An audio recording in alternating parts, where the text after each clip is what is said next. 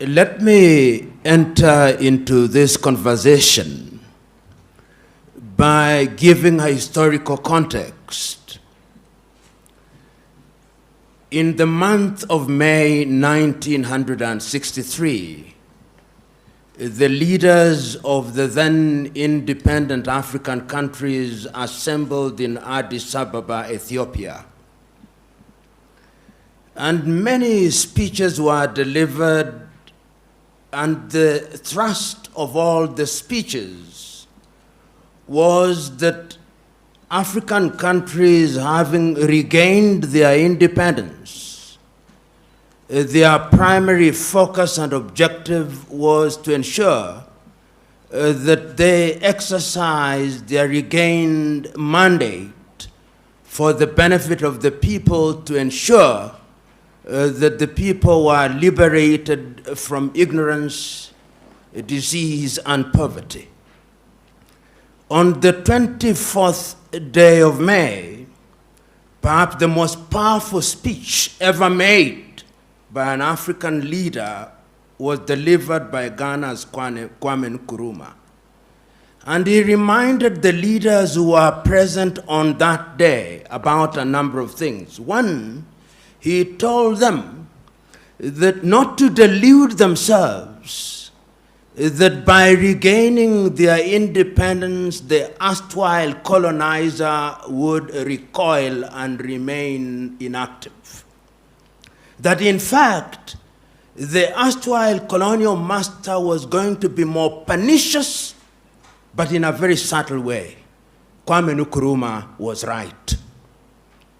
He reminded his audience that going forward it was necessary and indeed urgent that Africans should begin to think as one whole, because if they remained in disunity, they would remain weak and vulnerable and therefore susceptible to manipulation. Kwame Nkrumah was right. He reminded his audience that because many of, if not all, of the African countries were artificial, they were created in Berlin, and the boundaries were artificial, but he urged his audience that they should respect the inviolability of the boundaries, because if they tried to redraw the boundaries, conflict would never end. And that was reinforced in 1964 in Cairo on the doctrine of inviolability of inherited boundaries. I remind us of this particular incident 58 years ago because in 2013, the African Union came with Agenda 2063. And if you look at the text of Agenda 2063, and the speeches that were given around it, it was the rehash of what Kwame spoke about and the other leaders spoke about. And it's not lost on me last year that one of the themes of African Union was the silencing of the guns by the year 2020. I'm not a Jewish prophet, but the guns will not be silent next year. In fact, there are more guns that are emerging in Africa, which means that peace is still very elusive.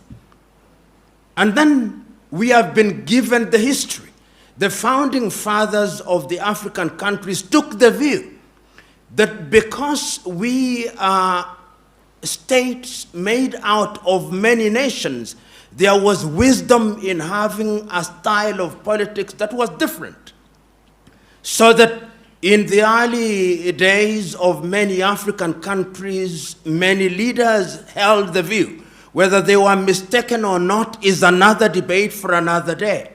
But they held the view that one of the things that they had to do was to have single-party states, so that if you went to Zaire then, or Congo before it became Zaire, or Zambia, or Malawi, or Kenya, or Uganda, or Tanzania, everybody believed that in order to hold the many nationalities together, you needed a single party under whose aegis organization of state affairs would be undertaken.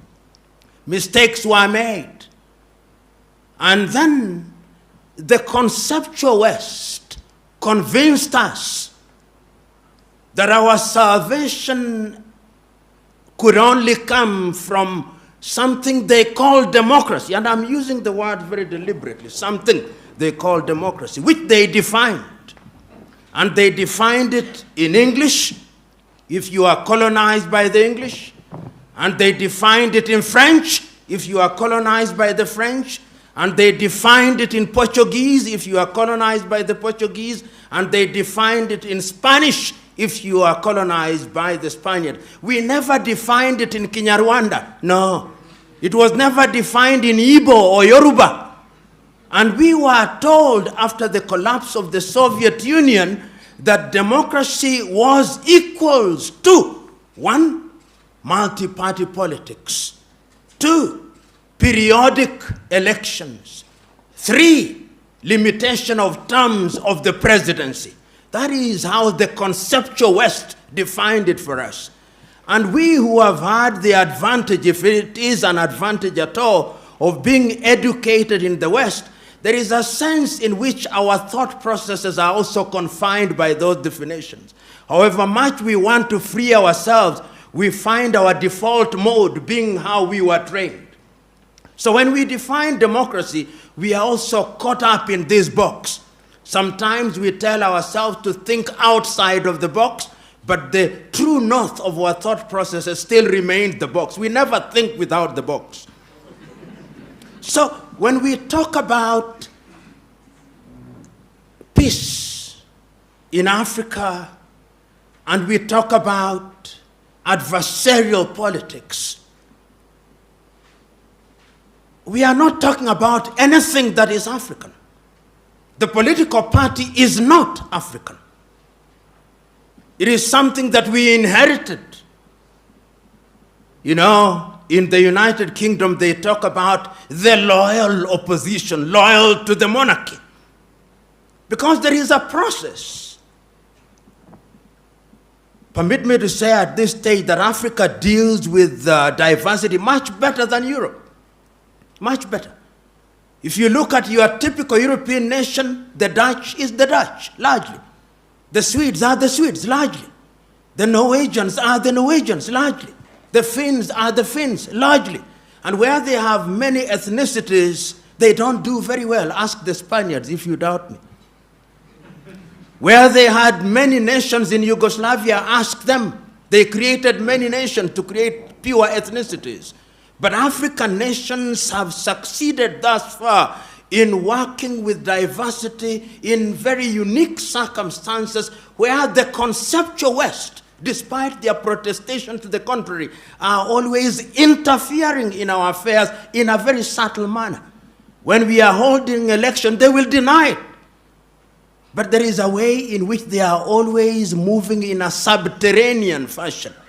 Because the thesis still is that you divide them in order to rule them. That is the thesis. We don't say it as loudly as we should because we want to be politically correct, and I refuse to be correct. And this is exactly what Kwame Nkrumah warned us about. And the political party therefore lends itself to that manipulation. We will be persuaded, because it is us who have gone to school who form political parties, we will be persuaded to form outfits.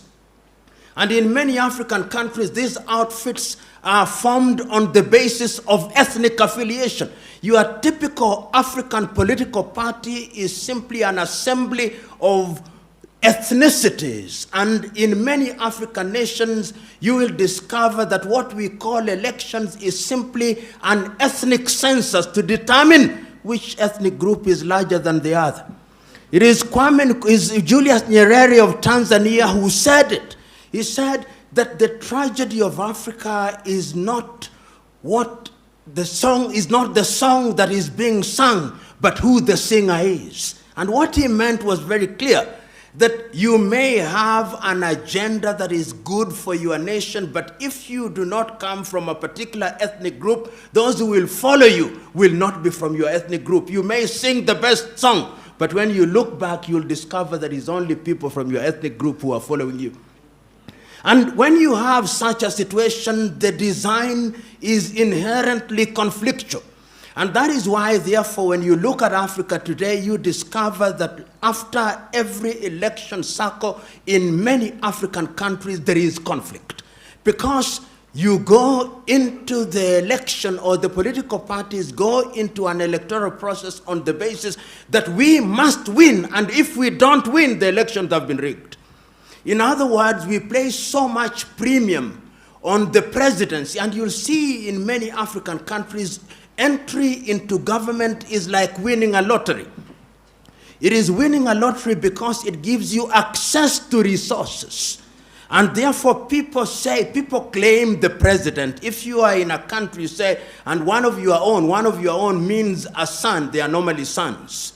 One of your own sons has won the presidency. The tribe celebrates, from the herdsman to the professor, from the fisherman to the intellectual, because we have now won the presidency. We have won the lottery. We will have ministers. We'll have all these, and everybody else feels excluded, and that generates conflict.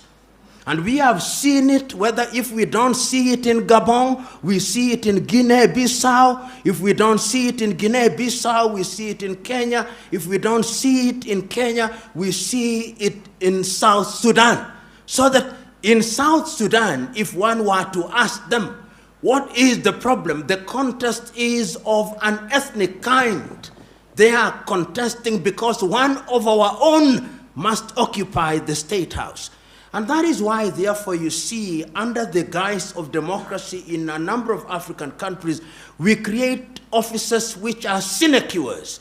You will have a president, you'll have a deputy president, you'll have a second deputy president, you'll have a prime minister, first prime minister, first second prime, all those useless offices which make no sense, because you have to appoint people into those offices and give them a motorcade so that when they go to their villages, they look important.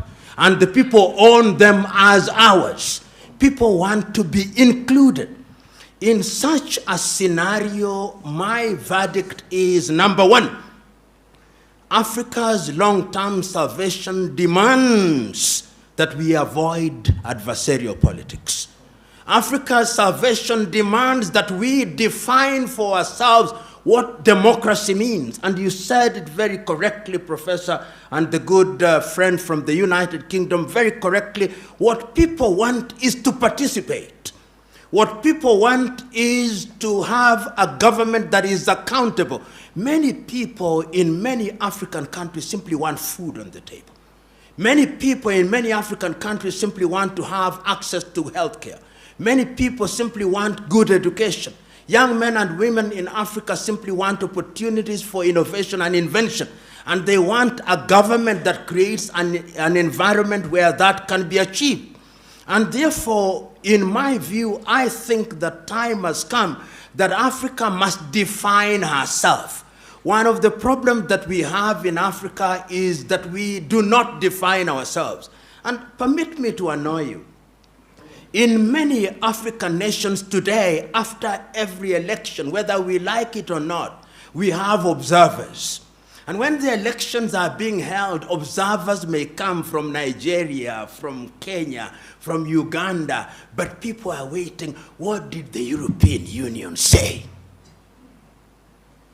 You know, this belief by us that the Europeans have a divine duty to tell us what to do, and we have a divine duty to accept to do what they say, is one of the problems that we have. And until the day that we liberate ourselves to decolonize our minds, in a manner of speaking, we are going to embrace the kind of politics that will only perpetuate conflict. Right now, as I move towards my conclusion, I simply want you to look at the map of Africa. And look at the map of Africa against the declaration that the guns might be silenced by 2020. And simply tell me, is there peace and calm in Niger? Is there peace and calm in Burkina Faso? Do you have peace and calm in Mali? Is it peaceful in Mauritania? Is it peaceful in Benin? Is it peaceful in Gabon? Is it peaceful in Cameroon? Is it peaceful in South Sudan? Is it peaceful in the Democratic Republic of Congo? Is it peaceful in Somalia? You look at the map of Africa and you look at that and you are being told through declarations that we are going to silence the guns in 2020.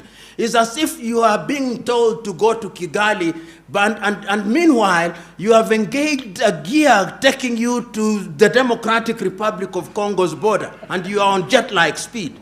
This is why I think that it is incumbent upon us to remember one thing, that peace is not merely the absence of war. It is much deeper than that. That development is not building of skyscrapers in African cities, no.